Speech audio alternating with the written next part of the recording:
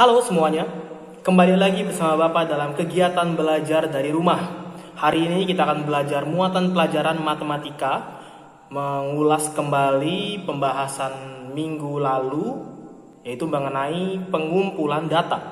Baik, tanpa menunggu lama lagi, mari kita mulai. Pada video sebelum ini, Bapak sudah jelaskan sedikit ya mengenai cara pengumpulan data atau teknik pengumpulan data. Ada yang secara langsung, ada yang secara tidak langsung. Nah, pada kesempatan hari ini Bapak ingin menjelaskan tiga cara pengumpulan data. Sebenarnya ada banyak ya, tapi Bapak hari ini jelaskan tiga cara pengumpulan data yang kebetulan dibahas sedikit di LKS kalian ya. Di antaranya yang pertama adalah cara pengumpulan data menggunakan tes. Nah, tes di sini bentuknya bisa jadi soal ya, atau pertanyaan. Nah, yang digunakan untuk mengukur kemampuan seseorang. Jadi, kita bisa tahu kemampuan seseorang itu berdasarkan hasil tes yang dikerjakan. Seperti itu ya. Nah, dari namanya kita bisa tahu ya kalau cara pengumpulan data ini biasa digunakan oleh guru seperti Bapak contohnya. Jadi ketika Bapak ingin mengetahui kemampuan kalian, nah Bapak berikan tes. Nanti hasil pengolahan datanya itu Bapak buat dalam bentuk rapor. Nah jadi sebenarnya ini dilakukan ya oleh Bapak. Nah lalu bagaimana cara mengumpulkan data menggunakan tes? Yang pertama adalah menyusun pertanyaan tes. Jadi kita harus buat dulu pertanyaan tesnya ya, dalam bentuk soal, begitu. Lalu langkah selanjutnya adalah mengadakan tes. Pertanyaannya sudah dibuat, lalu tinggal kita lakukan tesnya, kita adakan tesnya, gitu ya. Kita berikan tesnya kepada orang yang ingin kita kita ambil datanya, begitu kita ingin ketahui datanya. Nah, setelah itu baru datanya diolah. Gitu ya. Jadi langkahnya sederhana, membuat pertanyaan tes, lalu mengadakan tes, lalu mengolah data. Seperti itu. Lalu yang kedua adalah cara pengumpulan data melalui wawancara atau menggunakan wawancara. Nah, kalau melalui wawancara, ini kan berarti langsung ya, langsung bertemu dengan sumber informasinya. Nah, lalu tujuannya apa? Kenapa harus dilakukan wawancara? Nah, tujuannya adalah untuk mendapatkan informasi atau data yang akurat. Karena kita bertemu langsung dengan sumber informasinya, berarti kan kemungkinan datanya ini tepat ya, tidak meleset gitu. Karena kita menerima langsung seperti itu tujuannya ya. Lalu bagaimana cara melakukan pengumpulan data menggunakan atau melalui wawancara? Yang pertama adalah menyusun pertanyaan wawancara. Jadi kita susun dulu pertanyaan apa yang ingin kita tanyakan ke narasumber, informasi apa yang ingin kita dapatkan. Nah lalu kita bentuk dalam bentuk pertanyaan, begitu ya. Nah lalu setelah pertanyaan wawancaranya selesai dibentuk, selesai dibuat, langkah yang selanjutnya, langkah yang kedua adalah membuat janji wawancara. Nah jadi kita tidak bisa langsung ya, kita harus siapkan dulu kapan wawancaranya bisa dilakukan. Seperti itu. Kalau bisanya besok berarti besok, atau minggu depan, atau hari ini, begitu ya. Jadi kita buat janji dulu dengan narasumbernya. Setelah membuat janji, baru mengadakan wawancara. Seperti itu ya. Kurang lebih sama seperti cara menggunakan tes ya. Cuma ini ada proses lainnya yang harus dilalui, begitu. Nah, wawancara ini biasanya cocok dilakukan ketika sumber informasinya ini sedikit ya. Jadi bisa kita tanyakan satu persatu. Begitu.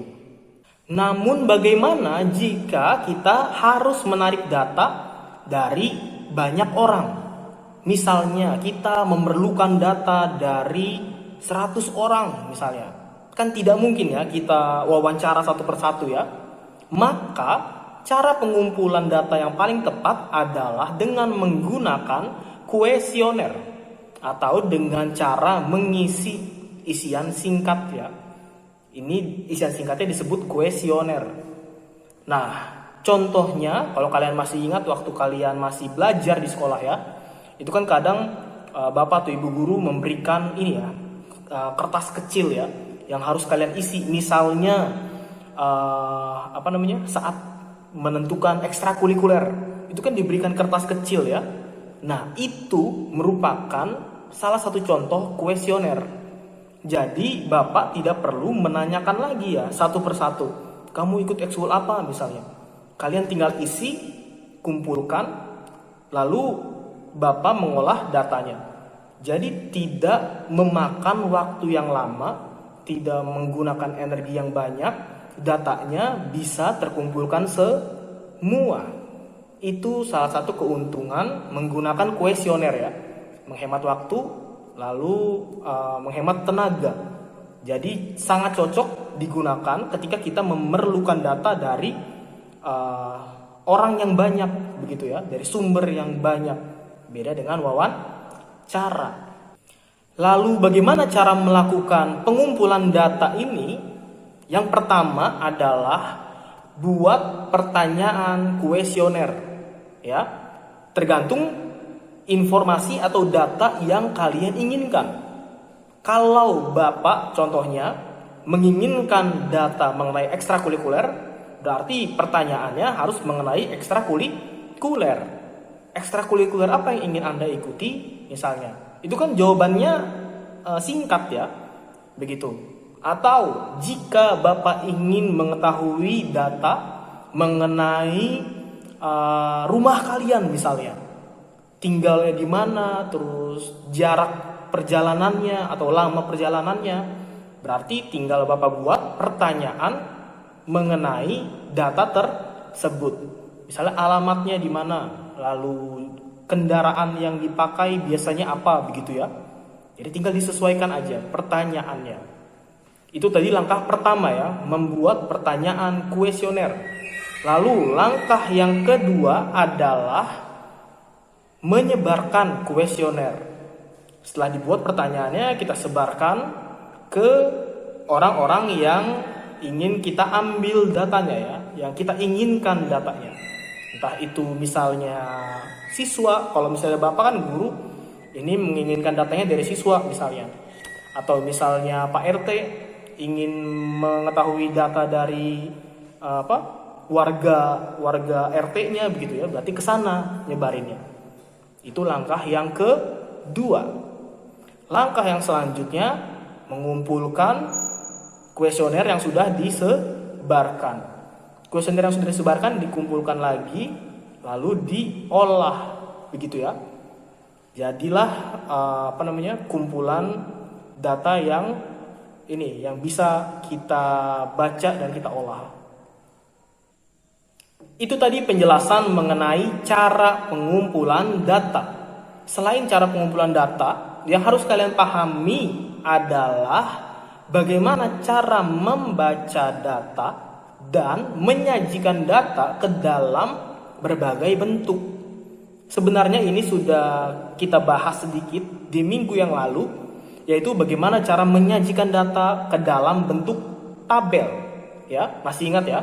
Dan juga bagaimana cara membacanya.